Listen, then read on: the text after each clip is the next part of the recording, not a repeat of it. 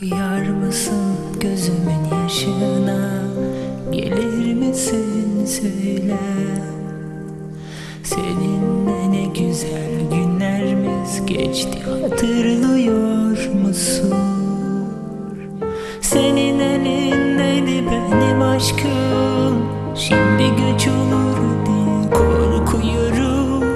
Yine de kalbim ağlıyor, özlüyorum.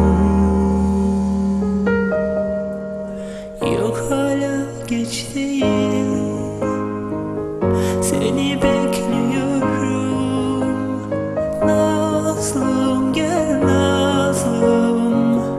Yok, hala geç değil, seni bekliyorum. Nazlım, gel Nazlım, seni bekliyorum. Yok, hala geç değil, seni özlüyorum.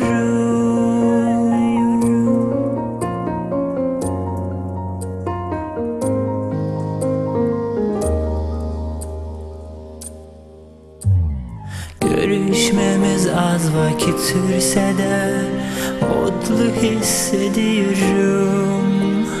Seninle ne güzel günlerimiz geçti, hatırlıyor musun?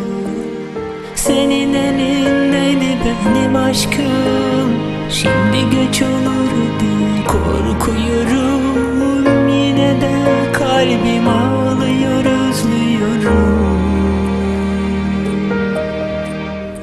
Yok, hala geç değil, seni bekliyorum. Nazlım, gel Nazlım.